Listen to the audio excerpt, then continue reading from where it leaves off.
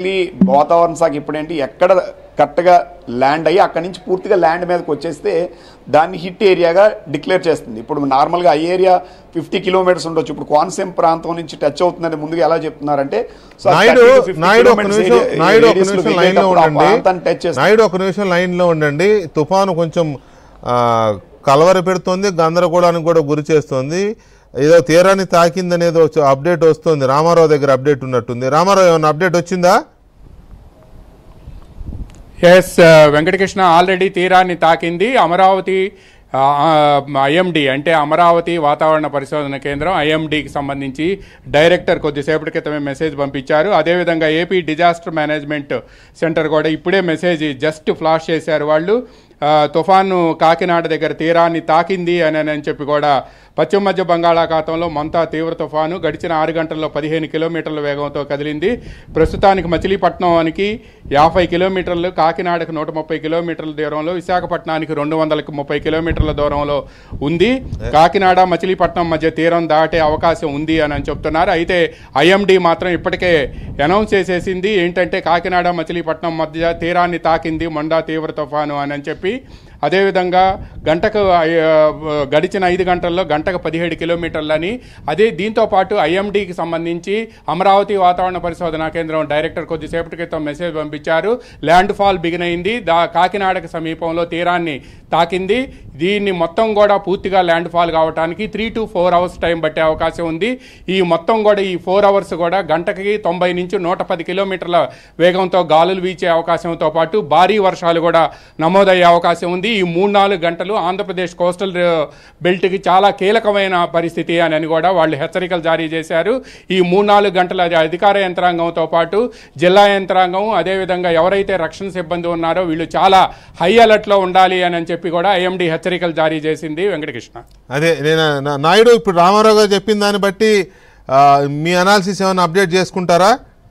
అంటే ఐఎండి అమరావతి వాళ్ళు చెప్పిన దాని ప్రకారం అయితే అంటే ఆల్రెడీ అంటే జనరల్గా నాకు అర్థమైంది సైక్లోన్ యొక్క అవుటర్ జోన్ ఆధారంగా ఎక్కడైతే ఎక్కువ వర్షాలు ఎక్కువ విండ్ ఉంటుందో అక్కడే హిట్ అవుతుంది అనే దాని ప్రకారం చెప్తాను. కానీ ఐ జోన్ అనేది ఇంపార్టెంట్.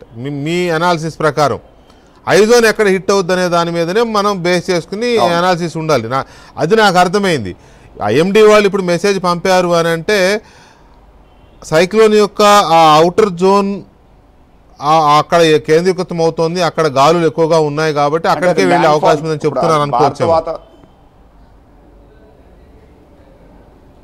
అంటే ఇప్పుడు already landfall already IMD ప్రకటించినప్పటికీ అఫీషియల్ అంటే అధికారికంగా ఆల్రెడీ ఇప్పుడు ఏదైతే ముఖ్యమంత్రి కార్యాలయం కావచ్చు అధికారులకు సమాచారం కోసం ఇస్తే ఉండొచ్చు. బట్ అఫీషియల్ అనౌన్స్మెంట్ అనేది మాత్రం దాదాపుగా ఒక 3 అవర్స్ డిలే తర్వాత ప్రకటిస్తారు. ఇప్పుడు కూడా మనం ఏదైతే 100 కిలోమీటర్స్ అని ఉన్నామో అది ఈవినింగ్ 5 o'clock ఉన్నటువంటి అప్డేట్. సో అప్డేట్ని ఎప్పుడు ఒక 3 అవర్స్ డిలేలో ప్రకటిస్తారు. దీనికి రీజన్ ఏంటి అంటే సిస్టమ్ యొక్క మూమెంట్ అనేది ఒక్కోసారి స్లో అవుతుంది, ఒక్కోసారి స్పీడ్ అవుతుంది.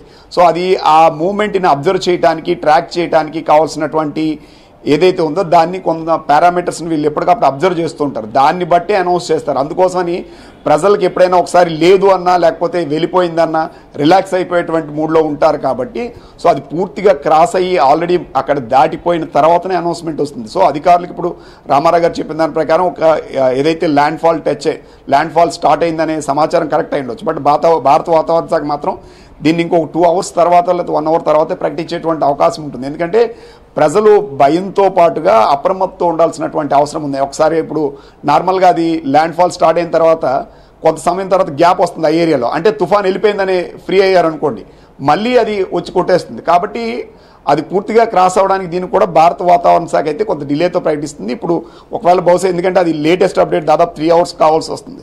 సో 3 hours లో కూడా అది ల్యాండ్ ఫాల్ కాకినాడలో తీరం తాకింది అని చెప్తున్నారు కాబట్టి రామారావు గారికి వచ్చిన ఇన్ఫర్మేషన్ ప్రకారం కాకినాడ సిచ్యువేషన్ ఏమన్నా లేటెస్ట్ ఉందేమో ఒకసారి అపారం అడుగుతాను. ఈ మధ్యలో గ్యాప్లో మీరు ఒకసారి మీ దగ్గర అధికారులను ఒకసారి తెలుసుకునే ప్రయత్నం చేయండి నాయుడు. అప్పారావు, ఏంటి కాకినాడలో ఏమన్నా లేటెస్ట్ డెవలప్మెంట్ కనపడుతుందా? తుఫాను తీరాన్ని తాకిందని కానీ లేకపోతే అక్కడ పరిస్థితి కానీ?